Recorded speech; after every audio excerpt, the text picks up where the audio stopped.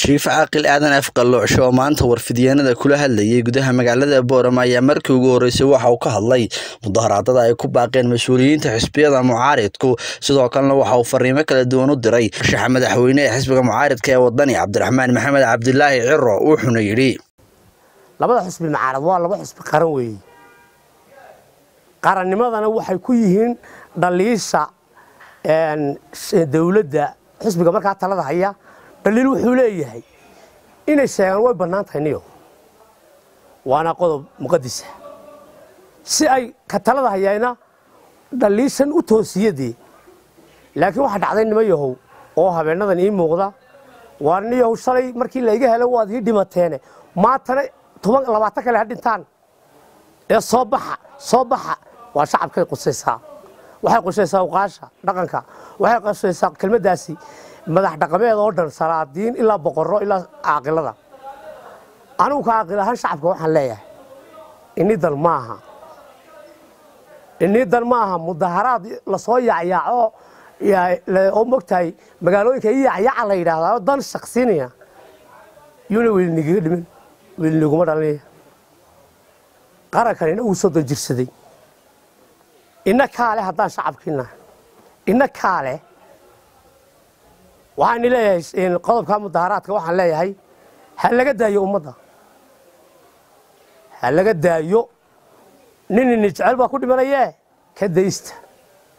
taasi waa taa erkan urur siyaasadeedka ee maanta ay ka qayliyo wali Cabdiraxmaan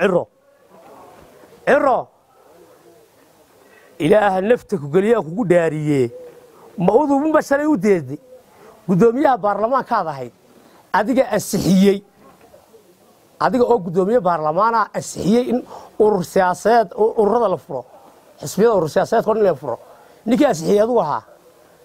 deemiyadna la shalay uduuban diraye maanta saana tagay ka daaya miyaa ka yeelna may wax dhacay ma kaama yeelin kalsoonida shacabka qab sida u soo bixi lahayd u dhaqaaq sida xisbi qaranka saddex xisbi qaraneed soo bixi doona adigu mid noqon lahayd de ma hay dhinta ee samee waxa salay in asixisayna anaguna ka yeelmeen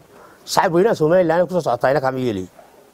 tii qaranka maanta joogayna kama yeelay waxa salay asixisay maanta la asixinaya aqalka hoose wata hadalkiisa ayaa mar kale waxa uu eedeymo loo soo jeediyay ka difaacay madaxweynaha jamhuuriyadda Soomaaliland Muuse Biixi Cabdi iyo wasiirka wasaaradda hawlaha guud ee guriyeynta Cabdilaahi Abubakar wuxuuna tilmaamay uu laf dhabarta waxaan u qabay xajiska qarannimada Soomaaliland ee runtii nasaban moodayay laf dhabarta Soomaaliland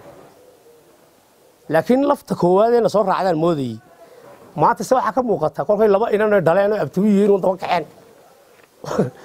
in moogtahay ay daaqilka halka way ka daaqileen nimankii garxajisay jamhuuriyadda Soomaaliland alaf dhabarta labaad ee awda raacdaan ku waday wallahi maanta way ka aakhireen halka waxa weey warda Muuse ninka dhalay waa ina ka abtiga oo haydeen anu ina ka abtiga oo kursiga markuu ku fadhiyo de abtii dhibiya in aad riidib isku naxdin maaha madaxtooyada ni haysanay maanta oo raga inay la soo anagu aan ilaahay la soo dhaaf iyaban eegaye marse hadaad dhigi soo baxada haysan wallahi waa nasiib darro gaariniya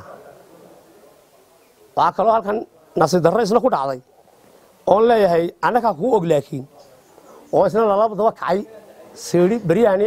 nimankii dhaqankii habar garxaji soo dhan halka intuu soo taagay uu soo bax kana u bax wallahi inaad ay isku soo daba qaateen qofka ikhlaaska in personal tag loo aan loo caayo waabay nigaas waa nin ikhlaasa waa nin astaamihiina cigaal qayb ka metelaya leeniga raacine xal siyan leeyahay shacab weynaha Soomaaliland waxa leeyahay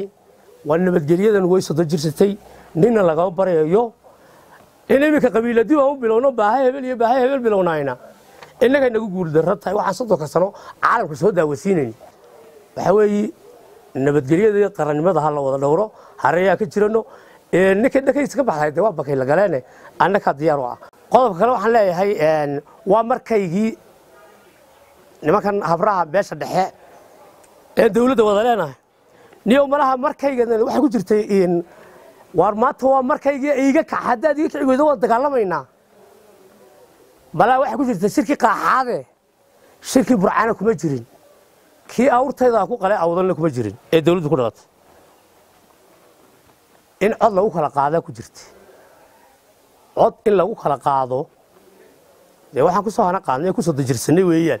laakiin waxaan leeyahay waritaana habruu sii badanin Georgia waa markaygiyo cod baa lagaga qaaday codkaaga sug ha iska dilin ku jecel ha iska kicin ku soo leexan lahaa ka sheekay himilada uu ilaawayni kani ee adiga ku banaan war waa inigu doqoniime mid walba habsamay ku yimaada waxaan leeyahay kelmadda waa layniga fiican yahay ka daaya ummadda dhibaatada Shucayb Maxamed kan Shucaybiga telefishinka caalamiga ee bulsho magaalada Boorama